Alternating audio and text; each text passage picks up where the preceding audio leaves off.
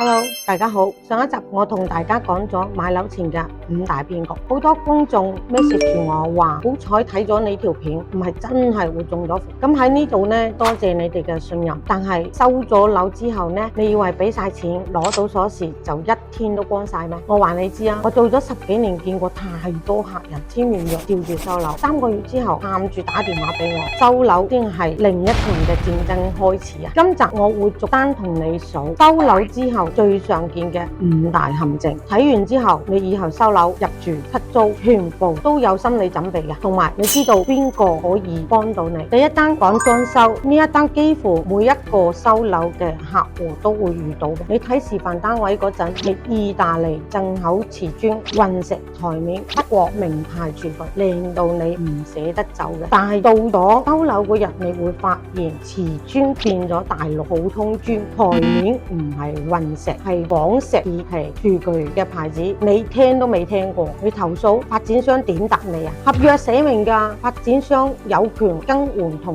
等材料。咩叫同等級啊？冇定義㗎。佢話同等就係同等咯。我同客人收樓係咁嘅，一定要帶埋裝修合約對照表，逐行對。你知唔知有啲發展商裝修報價報俾你係30萬，但市面上同樣嘅材料12萬就搞掂啦，相差18萬去咗邊啊？所以我成日都話收樓一定要有人幫你逐行去年收，唔係你1個月之後先發現，已經太遲啦。第二單物業管理亂收費，呢一單唔係你㗎，係明收你嘅。你收樓嗰日，管理公司就會俾張賬單你，基本管理費、公共維修基金、電梯保養費、園林維護費、垃圾處理費，加埋每個月2000幾3000蚊人仔。你就話我未入住都要交，佢話係啊，要交㗎。你話會所都未開，做咩要收我會所個費啊？佢就話啦，係咁㗎啦。最大嘅問題係咩呢？係前期物業管理合同，呢一份合同係開發商幫你簽嘅，你冇得揀。發展商指定自己旗下嘅管理公司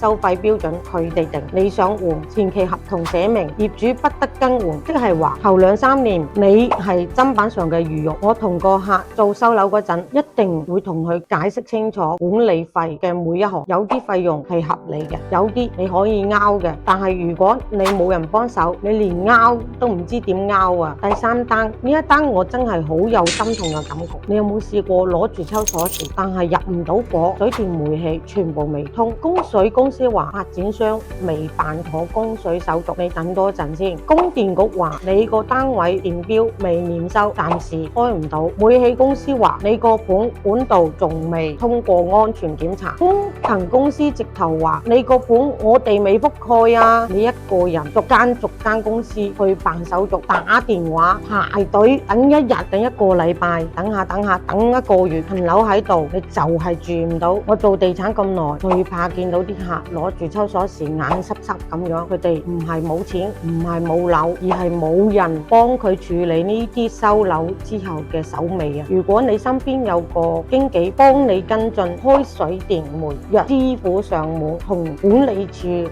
溝通，你話係咪爭好遠啊？第4單呢，租務託管，呢一單我聽到火都嚟啊！真係，你喺大灣區買咗層樓，諗住唔係成日上去住，不如放租賺翻啲啦。咁啱有間託管公司話保證租金回報1條龍服務，你俾條鎖匙我就得啦。你諗咁好，梗係簽啦。頭3個月每個月準時有錢入帳，你仲開心添。第4個月開始拖，第5個月嘅話周轉不靈，第6個月電話聽唔到，信息唔覆，你上去睇下咩事？一開門有一條原本3房2廳變咗5間劏房，牆壁打咗個窿，廁所改咗位，地板花晒。你問個租客咩事？個租客話我俾咗1年租金俾託管公司㗎，你係邊個啊？咁原來託管公司一次過收咗租客1年嘅租金，然後走咗路。所以記住，租務託管一定要睇清楚，一定要定期上去睇樓，一定唔可以將所有嘅嘢交俾一個唔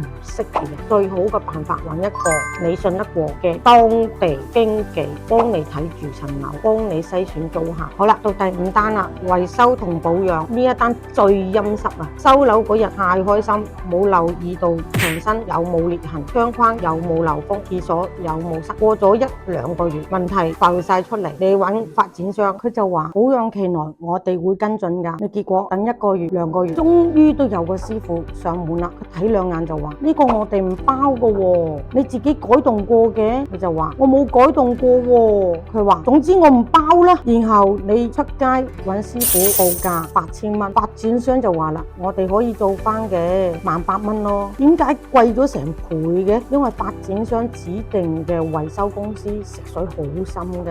仲有一樣嘢，保養期你以為主體結構保養5年，防水5年好穩陣，但係漏水長年，電線短路，有啲開發商話喺其他項目保養得1年嘅咋，過咗1年之後你自己搞掂噶。所以咧，我會教我自己嗰啲客咧，收樓嗰日帶埋驗收師傅逐個位置去拍片，mark低佢，寫報告，有晒證據。佢想唔認都難啊！如果你唔識揾驗收師傅，我幫你啦。好啦，我哋講完5大陷阱，咁而家我同你傾下心底話，點解收樓會咁多伏？唔係因為你蠢，而係你有3個心理盲點。第一，完成感錯覺，你以為俾晒錢簽晒名，心理上已經完成晒任務，放低咗戒心。但係你知唔知道收樓先至係真正嘅開始啊？第二，你驚麻煩，牆身有裂痕，最後有少少漏水，你覺得算啦，幾百蚊揾人整咪得咯。但係你唔整，開發商就唔會改，下一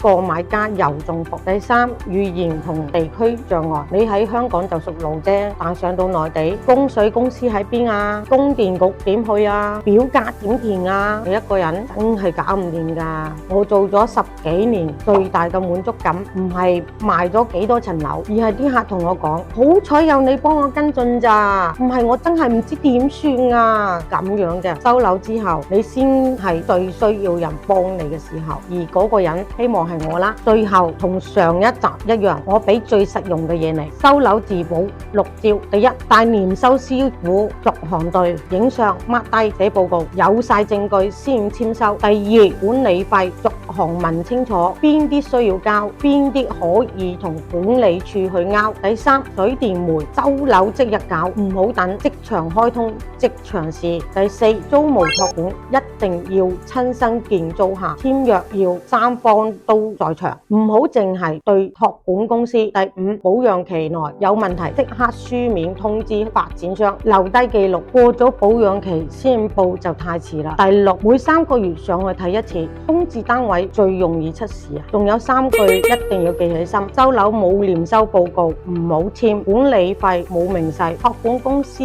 唔使理，你一定要理呢6點，卡低佢跟住做，你收樓一定會順利好多噶。但係如果你已經收咗樓，有手尾要跟，或者就快收樓，想有人幫你睇住，唔使客氣 WhatsApp 我啦。我做咗10幾年，我最中意就係幫客人解決收樓之後嘅煩惱嘅，因為我知道一個安樂嘅屋企需要有值得嘅人幫你守護。我係 Shirley， 大灣區地產經紀，多謝你睇到呢度，我哋 WhatsApp 見啦，拜拜。